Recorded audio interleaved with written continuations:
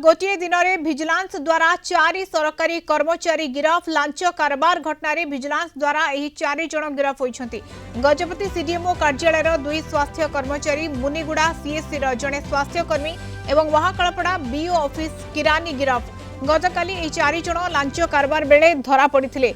Gajapati CDMO किरानी जगदीश पट्टनायक जांच बेले टेबल ड्रु मिला नगद 5,19,700 टंका।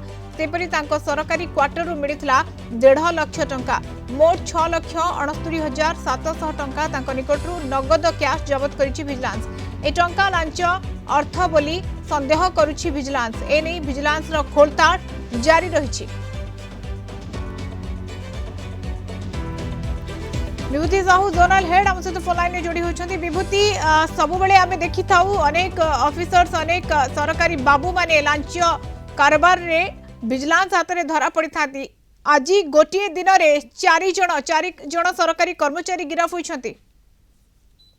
मधुस्मिता ये 4 जन गिरफ है 3टी घटना 4 जन गिरफ होती। गतकाली विजिलेंस ट्राप कर लांच नौले ये 4 सरकारी कर्मचारी विजिलेंस द्वारा धरा पड़ते गिरफ कर आज कोर्ट चालाण कर।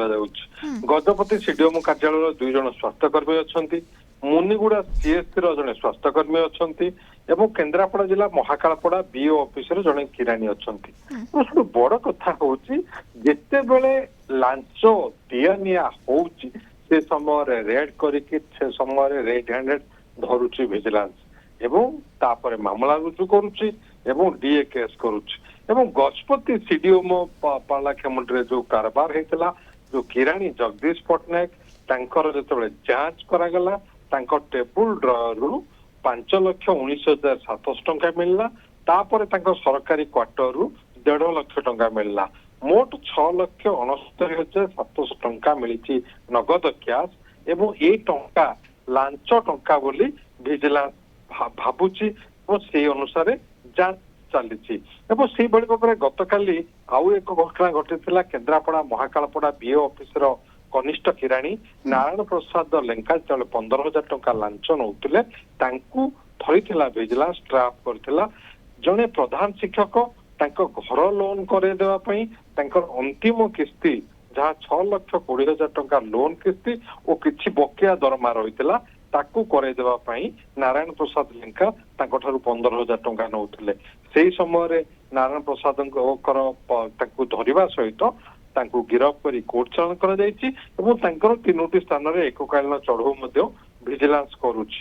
गजपति सीडीएमओ ऑफिस जमती किरानी जगदीश पट्टनायक धरा पड़े सहित संश्लिष्ट थे निरंजन नायक उभय को गिरफ कर विजिलेंस।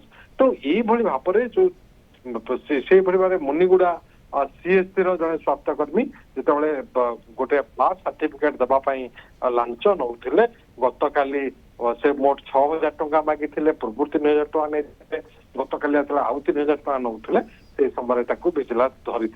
तो ये जिते बड़े गोटे बास सर्टिफिकेट पे लांच नौ कौन सी लोन करदेवाई जड़े शिक्षक प्राप्य करने लोन नौ बीओ ऑफिसर किरानी एपटे से जड़े डाक्तर जहाँ कंट्राक्चुअल एग्रीमेंट कागज पत्र करने किरानी एवं पियन 15,000 टंका लांच नौ।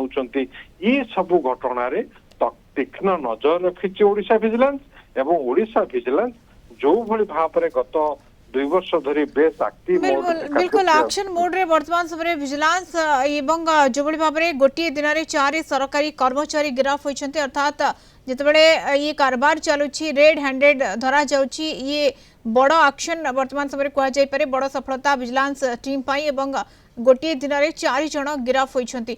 धन्यवाद विभूति सूचना विभूति साहू जोनल हेड आम सहित जोड़ी होते संपर्क में।